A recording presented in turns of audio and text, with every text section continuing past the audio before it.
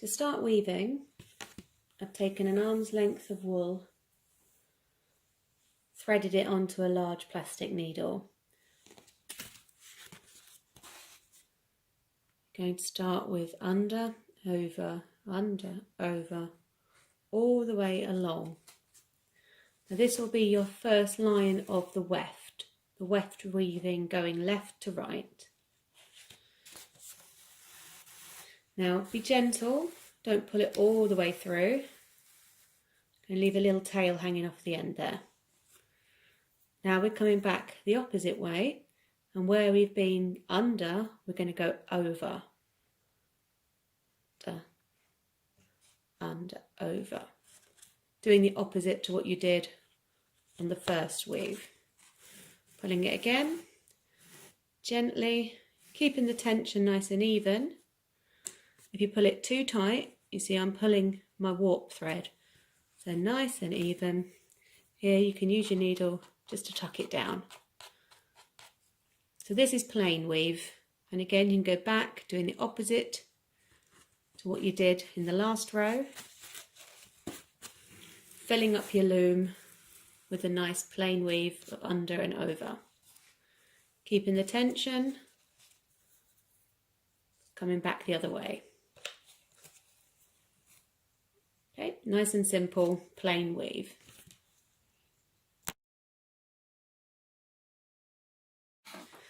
Okay, you can see now I've done a few rows of plain weave, just single over, single under.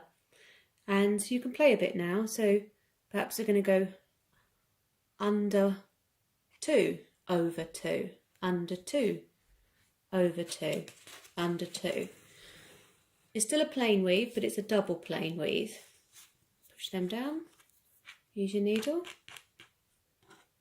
keep your tension, and then come back the other way. Making sure if you've been under before, you go over this time. So I finished with an over, so I'm coming back with under, over 2, under 2, over 2, under 2, over 2, under 2.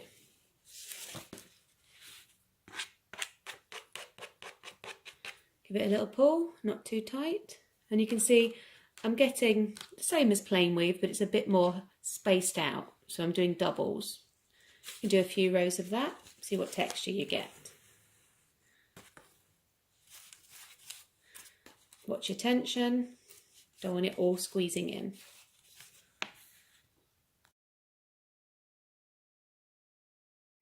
So I've done a few rows now. If you've got a fork, doesn't have to be plastic, it's quite good just to push your weaving down, making sure you don't have any big gaps. Watch your tension, just adjust it all before you start on your next row. I'm going to show you how to change colours once I've got all these pushed down.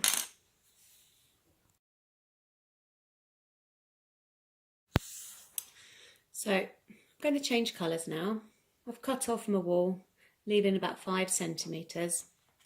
What I'm going to do is loop it under that warp that is there, and I'm going to pull it back through the little loop that I've made. Pull it tight and leave that tail like it is. We'll sort those tails out later. I'm going to change colours now. I'm going for a green with a similar texture. You don't have to go for similar textures at this stage, but if you're just learning, having them all of a similar weight will help. Now I'm also using a large plastic needle. You can use a metal one. And the large plastic ones are really good if you have trouble with fine motor skills or if you're working with children.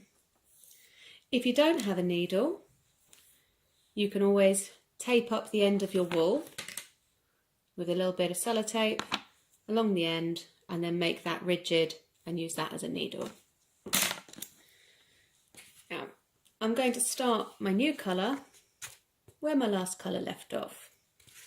Just like before, I'm going to go back to plain weaving.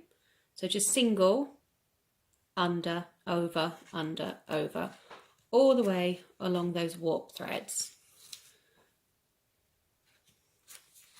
Like we did before, you're pulling it, and we're leaving a little tail on this side, approximately that much, so don't pull too tight, otherwise your tail will come whizzing straight through.